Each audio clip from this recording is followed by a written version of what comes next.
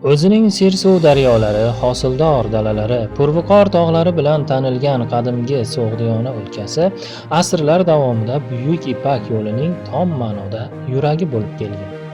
Ushbu o'lkada yashab o'tgan qadim so'g'dlar nafaqat dehqonchilik, hunarmandchilik va chorvachilik, balki savdo-sotiq bilan shug'ullanib, ilk o'rta asrlarda jahon savdosida tom ma'noda monopol darajaga yetgan edi.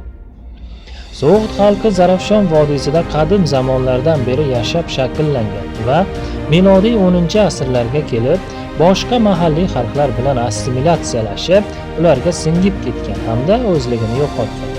So'g'dlar asosan o'troq xalq edi va Zarafshon hamda Qashqadaryo vohalarida juda ko'plab manzilgohlar yaratgan. Xususan, Xo'jand, Panjikent, Samarqand, Ishtixon, Kesh, Kushoniya, Arbinjon, Maymurg', Dabusiya, Karmana, Buxoro, Poykand kabi yirik shaharlardan tortib, minglab boshqa qadamjolar bunga yorqin misol bo'la oladi. Samarqand viloyatining Narpay tumanida So'g'd davriga oid 29 ta qadamjo aniqlangan bo'lib, bu raqamlar ushbu tuman hududida qadimgi o'troq aholi punktlarining zid joylashganini namoyon etadi. Buning asosiy sabablaridan biri bu hududda turli davrlarda Pay, Fay, Narpay nomi bilan atalgan qadimiy kanalning oqib o'tishidir.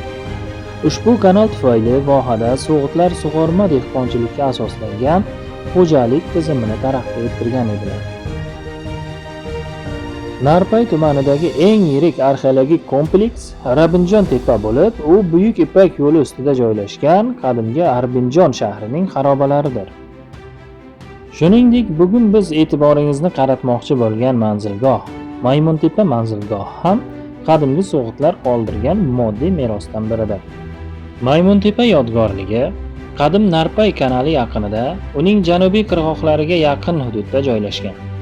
Yodgorlik hali to'liq o'rganilmagan bo'lsa-da, arxeologlar uni milodiy 4-8-asrlar oralig'ida barpo etilgani va katta ehtimol bilan Boyso'g'd dehqonining ko'shki, ya'ni zamonaviy tilda aytganda villasi bo'lgani haqida dastlabki xulosalarni aytib o'tgan. Mehnat ta'tilidan foydalanib, qishlog'imiz yaqinidagi ushbu yodgorlikka tor doiradagi kichik ekspeditsiya uyushtirdik. Maqsad bu yerda arxeologik tadqiqot olib borish emas, balki ilm ahlini ushbu yodgorlik bilan tanishtirishdir.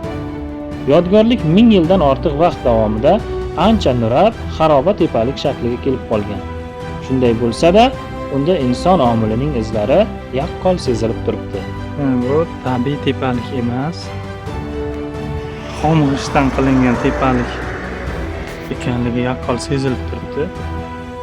Xom g'ishtga ishlatilgan tuproqda farq borligi sezilib qolgan. Mana bu o'pirilib qolgan joy yumshoqroq tuproqdan bo'lgan xom g'isht.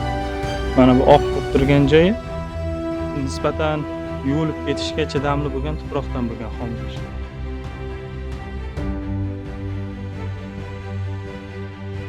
Yodgorlik 1000 yildan ortiq vaqt davomida nurashda davom etib kelsa ham, undagi tamaddun izlari deyarli o'chib ketmagan. Yodgorlikning nurab xarobaga aylangan holatida ham mahobatli ko'rinishi uni barpo etgan mahalliy hukmdorning naqadar katta kuch va boylikka ega bo'lganidan dalolat beradi. Bu yerdagi darvoza nurab tushishi evaziga shunaqa uchburchaksimon chuqurlik paydo bo'lgan. Tepalikning ustki qismi yer sathidan qariyb 10 metr baland bo'lishiga qaramay, uning tuproqlarida yuqori darajada namlik mavjudligini sezdik. Shu sababli tepalik muhofazaga olinmasa, undagi qadimgi tarix izlari sekin-asta o'chib boraveradi. 2019-yilda davlat muhofazasiga olinishidan avval tepalikning shimoliy qismi mahalliy aholi tomonidan o'zboshimchalik bilan o'zlashtirilgan. Tuprog'i ko'chirilgan. Bu esa yodgorlikka jiddiy zarar yetkazgan. Shuningdek, tepalikning zarar yetkazilgan shimoliy etagidan ariq ham o'tkazilgan va bu tepalikning yana ham nurab, xarobalashib borishiga xizmat qilmoqda.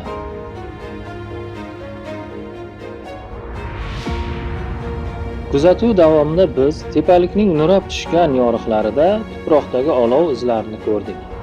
Bu so'g'itlarning olov kulti bilan bog'liq e'tiqodiga mansub unsur bo'lishi mumkin. Ehtimol biz qadimgi ko'shk ichidagi kichik ibodatxona ustida turibmiz.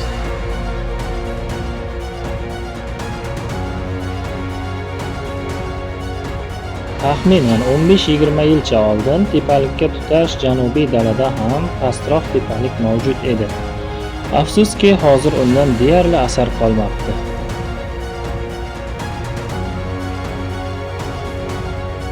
Yodgorlikning nurab borayotgan devorlarida va uning atrofida ko'plab sopol parchalari nazarga tashlanadi. Ushbu sopol parchalarning aksariyati yupqa va nihoyatda nafis idishlarning bo'laklaridir. Bu esa ushbu yodgorlikda qachonlardir aristokrat So'g'd xonadoni istiqomat qilganidan dalolat beradi. Tepalikning hozirgi kundagi ko'rinishi va tarixiy xulosalarni umumlashtirib, sun'iy intellekt yordamida yodgorlikning ilk o'rta asrlardagi taxminiy shaklini tiklashga harakat qildik. Tepalikda qadimgi inshoot devorlari qisman bo'lsa-da ko'rinib turibdi. Sun'iy ong ilk o'rta asrlardagi So'g'diyonaning sharoiti, yashash tarzi va me'morchiligidan kelib chiqib, ushbu taxminiy suratlarni taqdim etdi. Bunda himoyalangan qalin devorlardan iborat bino, uning peshtoqli darvozasi, suvoq ustidagi tasvirlar, inshoot atrofidagi jonli hayot aks etgan. Taxminan 1,5 ming yil oldin ham bu yerlar kishilar bilan gavjum bo'lgan, hayot qaynagan. Tashqaridan qaraganda zodagon dehqonlar, hunarmandlar, kashovarzlar, xizmatkor va kadivarlar dehqonchilik asboblari va mahsulotlari nazarga tashlangan. Kanalga obuna bo'ling va bizni kuzatishda davom eting. E'tiboringiz uchun tashakkur.